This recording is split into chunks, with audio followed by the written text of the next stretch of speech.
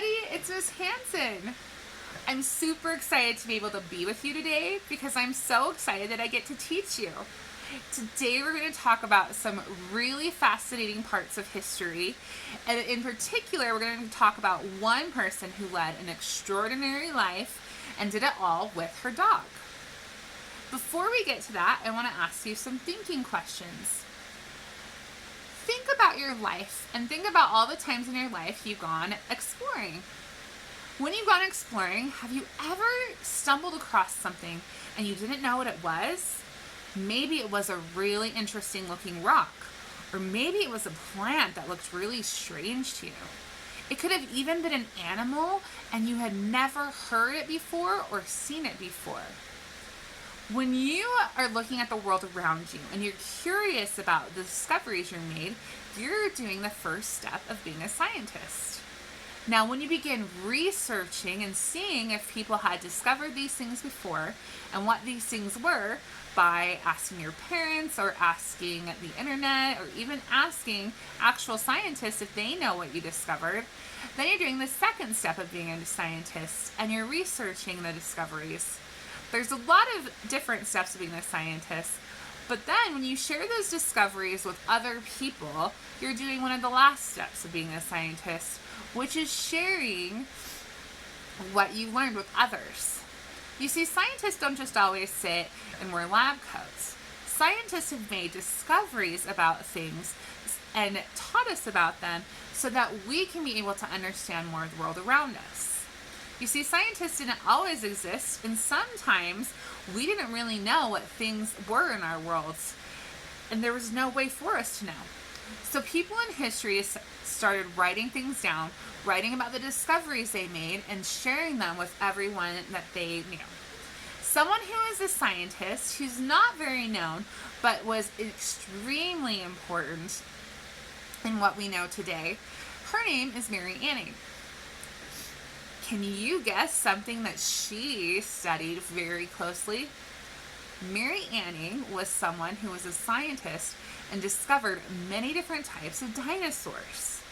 Isn't that amazing? You see, dinosaur fossils were hidden for many, many years. And when people found them, they just maybe thought they were funny rocks, or maybe wondered what they were, but didn't really have a way to investigate or discover.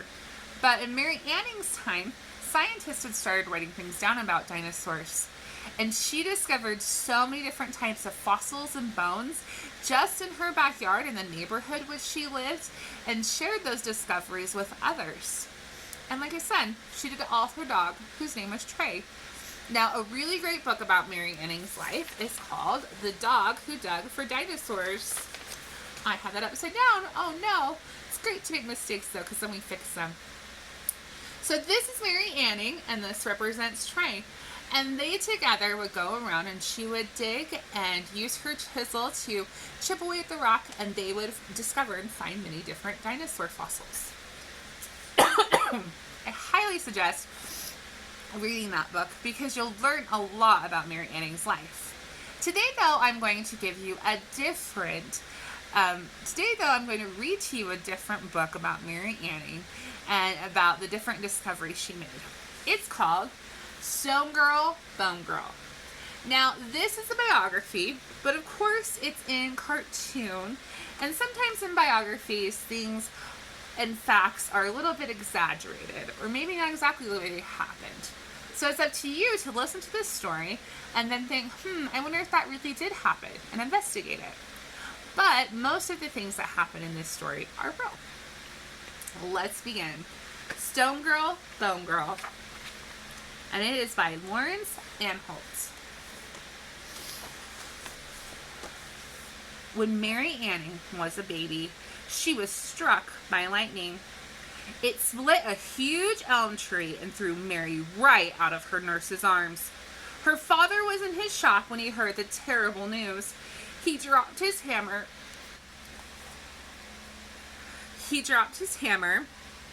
and ran through the stormy streets of Lyme Regis. Gently he lifted up the limp body of his little daughter, and his tears began to flow like rain. But then an extraordinary thing happened. Mary slowly opened her eyes. She reached out a hand to touch her father's face. It was at that moment he realized that she was no ordinary girl.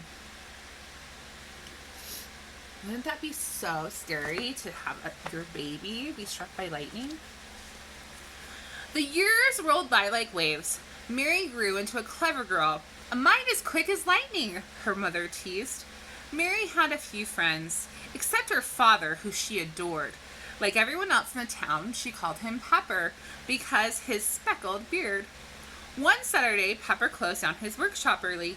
He took Mary down to the cliffs crashing by the sea. She held tightly to his hand because she knew how dangerous it could be. Pepper had stories of whole fields on the cliff tops which had disappeared beneath the feet of the grazing cattle.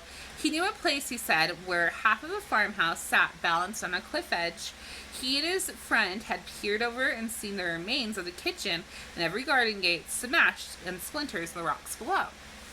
So this is talking about the type of ground around where they live, Lyme Regis, and about how it's so soft and it would just kind of suck up everything underneath of it and things would just kind of be swallowed into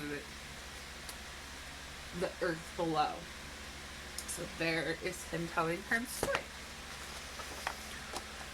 When they came to a place called Blackfin, Pepper reached in his pocket and to Mary's surprise took out his best steel hammer. He knelt beside a large rock of dry clay and began carefully tapping away. "What are you looking for?" asked Mary, dancing about on the sand. "Just be patient," laughed Pepper. He worked carefully as if he were making a fine piece of furniture. Mary bent closer. There was something inside of the rock, right inside of it. At last, Pepper pulled it free and handed the thing to Mary. "It's a treasure," she gasped. "It's what we call a little snake stone," smiled Pepper. "Just a curiosity, a present for you, Mary girl." It was the most beautiful thing Mary had ever seen. So look at that picture carefully and see if you can learn why it's called a snake stone. That night, Mary couldn't sleep. Her head swirled with thoughts. "The cliffs are full of treasure," she would whisper to herself over and over. From that day on, Mary spent every spare moment searching for the curiosities. She had sharp eyes and found them everywhere, in every shape and every size. Tiny, shiny ones, marble ones as big as millstones, others straight as stone figures, and delicate like plants. Pepper taught her the strange magical names: thunderbolts, fairy hearts, crocodile's teeth, devil's toenails. He let Mary have her own special drawer in the workshop for her collection. But the other children laughed and teased her. "Stone girl, bone girl, out on your own, girl," until Pepper started crying. That winter, the wettest and stormiest town had ever seen. Great waves smashed the little houses and the cliffs became softer and more dangerous still, so Mary stayed away. The cold, damp air made Pepper feel ill. He looked old and tired, and he coughed so loudly sometimes that Mary felt afraid. So here's the children teasing her, and here's a bunch of the different fossils she would find. And there's her dad, feeling very ill.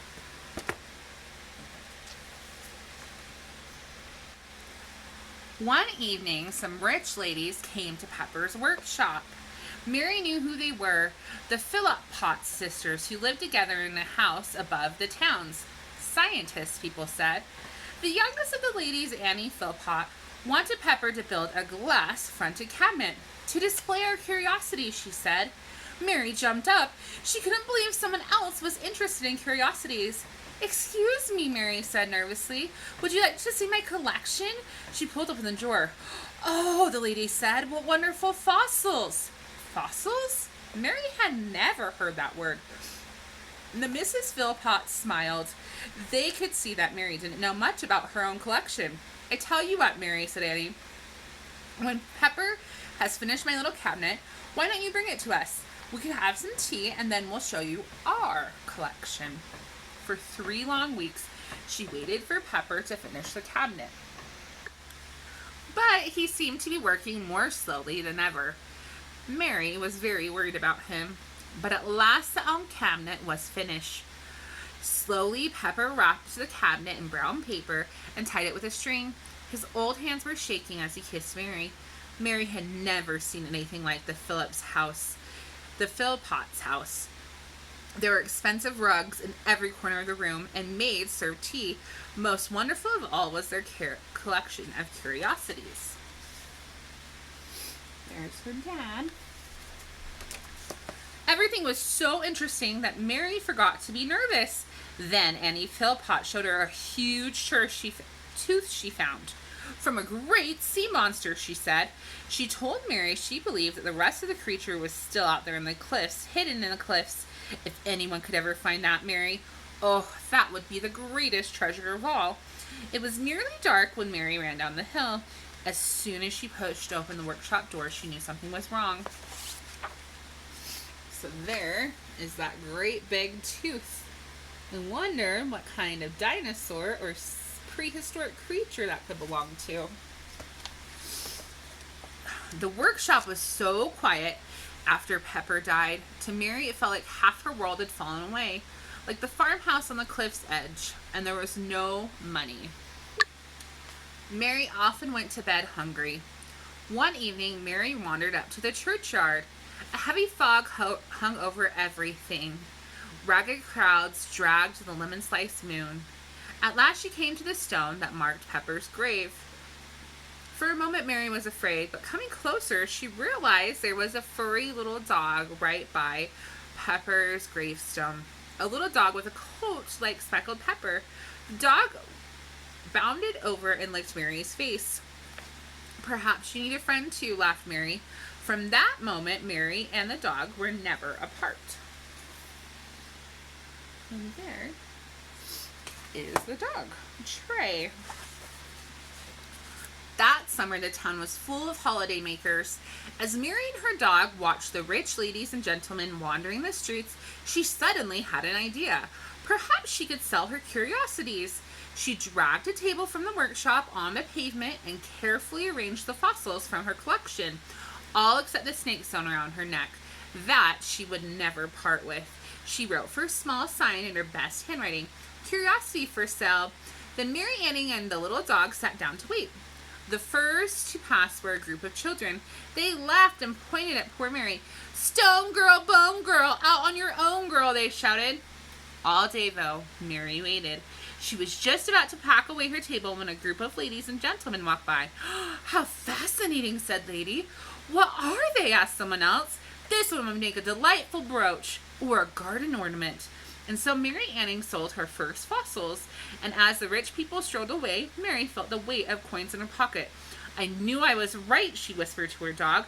"These aren't just ordinary stones. They really are treasures. If only I could find that sea monster." So there are the people looking at all the fossils she has. See, back then they didn't really know how important and special fossils were, and so you definitely could not dig for fossils and sell them today.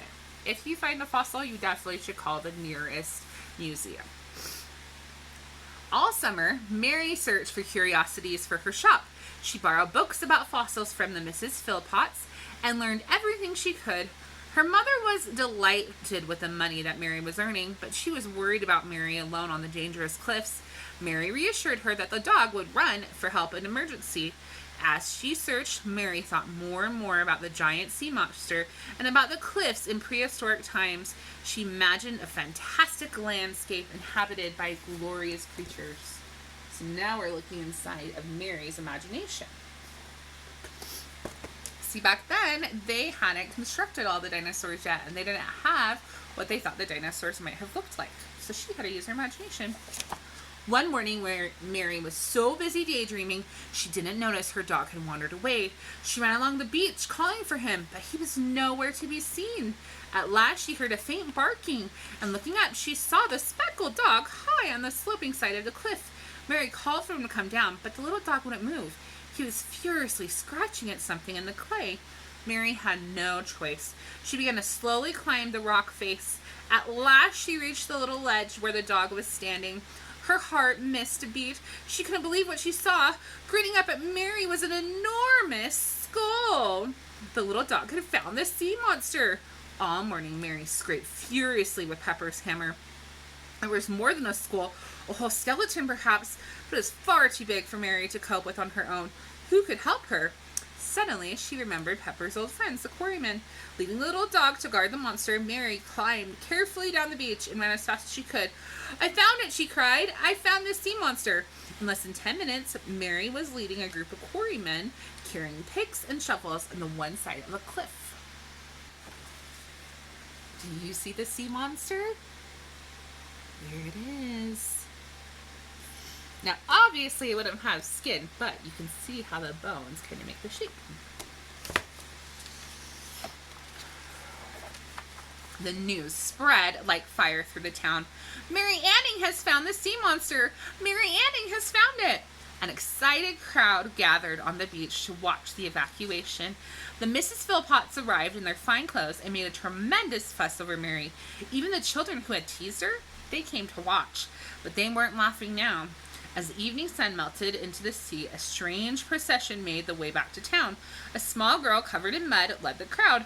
At the back, 6 strong quarrymen carefully carried the bones of a real sea monster as long as a tree and more than 165 million years old.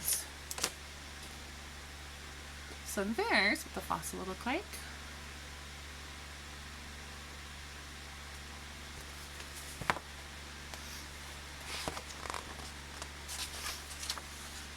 The skeleton was laid out on the floor of Pepper's workshop for all the world to see. For months afterwards, visitors came to meet the fossil girl of Lyme Regis. Famous scientists came in carriages from London and even the King of Saxony. It was the most important fossil ever found, they said. They called the monster an Ichthyosaurus, the fish lizard. The museum that bought it paid enough money for Mary and her mother to live happily for the rest of her lives. But the strange thing was, the little speckled dog had gone, as if he had done his work and drifted away. Sometimes Mary imagined she could hear faint barking from far away in the sea mist. Then Mary would smile and touch the little snakes going around her neck and step back into the warm workshop where the shelves were filled with treasures from dark and dangerous rocks. So there is what that looks like. You will have to research and find out what the sea monster that she found actually looked like, what the fossils found. Because this, to me, is just an illustrator's opinion.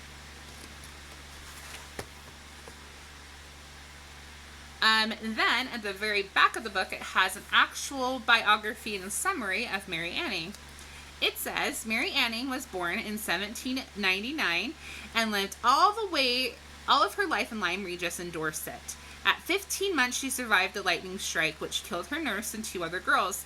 Mary was always stubborn and independent and became a well-known local character, hunting for fossils accompanied by her little dog. At the time, this was an extraordinary occupation for a young girl. The great Ichthyosaurus, which she discovered at the age of only 12, was only the first of Mary's many finds, which played an important part in the new science of evolution, eventually leading to Darwin's Origin of Species. She later discovered the Phyllosaurus, the Petrosaurus, several other Ichthyosauruses, and hundreds of other fossils which can still be seen in museums around the world. Lyme Regis continues to attract fossil hunters, and children still chant the old tongue twister about Mary Anning, the fossil girl of Lyme Regis. She sells seashells on the seashore. The shells that she sells are seashells, I'm sure. So if she sells seashells on the seashore, I'm sure that the seashells are seashore shells. So that's actually really true. Mary Anning inspired that rhyme. If you hear that, when people go, she sells seashells. That was inspired by Mary Anning because that's what she did. She sold a lot of the things she found. But when she knew she made important discoveries, she talked to different scientists and museums, and they helped her to be able to find out and discover what those are. So I hope you enjoyed this book, Stone Girl, Bone Girl. I dare you to go out and explore and try to make a discovery that's amazing and awesome. And even if it's something that maybe the world knows about and it's new to you, that's still an amazing scientific discovery for you. You see, you don't have to always discover something new. The important thing is you discover and expand your mind and learn all about the wonderful world around you. The world takes care of us, and so we should learn more about this beautiful place where we live. Have a great day. Know that you can do hard things. And know that I think you are an amazing human being. Bye.